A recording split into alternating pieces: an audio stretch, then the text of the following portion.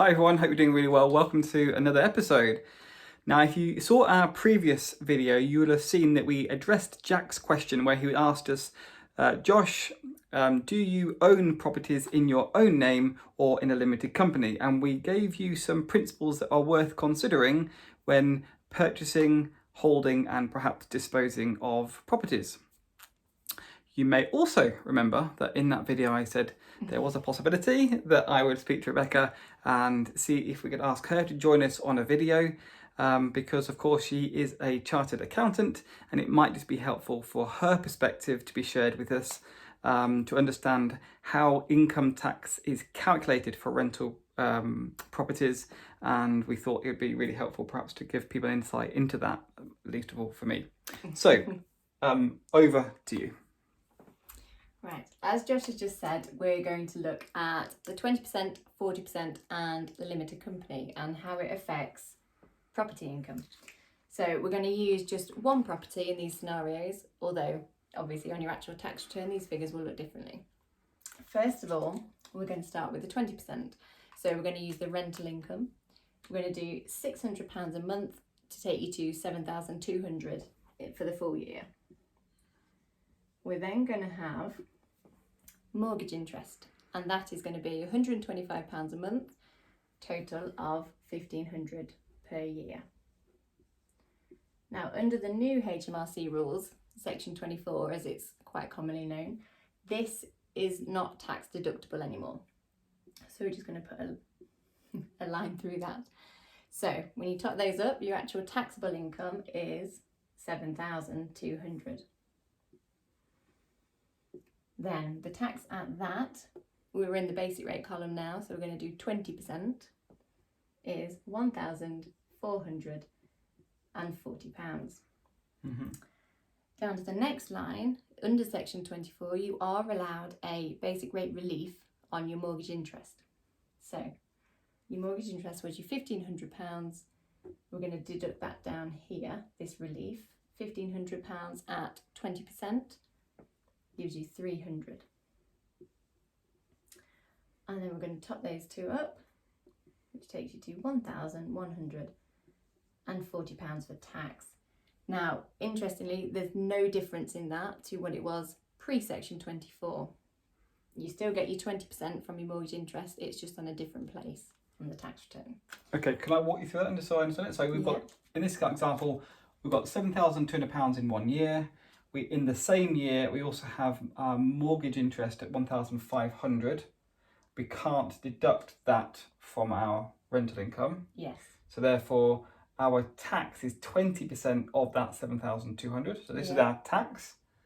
But we are allowed a basic rate tax relief on that interest. So 20% of the £1,500 is £300 deducted from our tax bill. Yes. So 1,440, take away that relief, therefore our tax due is 1,140. Yes. Okay, amazing stuff, right? So what does that look like for if you are a 40% tax rate payer? Okay, so moving on. The rental income is exactly the same, okay. £7,200. Mm-hmm. You've got mortgage interest, again, exactly the same, £1,500. And again, it's not tax deductible. Okay. So you come straight down here, total of those two, your taxable income is £7,200. Mm-hmm. Tax this time at 40%. So then you have 2,880. Now again, we do have the basic rate relief for the mortgage interest. So what they do is they take the same mortgage interest but this time multiply it by the 20%, because even though we're in the higher rate column, it is in the name basic rate relief. Mm-hmm, mm-hmm. So they'll give you an allowance of £300. Yes. Okay. And that's across the board. It's not just there are no real conditions attached to that. It is just 20% relief. Applies to everyone. Okay. All right. So then your tax down here is 2,580, which is tax liability less the relief for the mortgage interest. Okay. Now, pre-section 24, that actually would have been £600, and it would have been in a slightly different place on the tax return. But you're essentially liable for £300 more worth of tax under the new tax laws. So this would have been essentially a £600 relief because it would have been at 40% previously. Yeah, so your tax would have been 2,280 as opposed to the 2,580 that we've got now.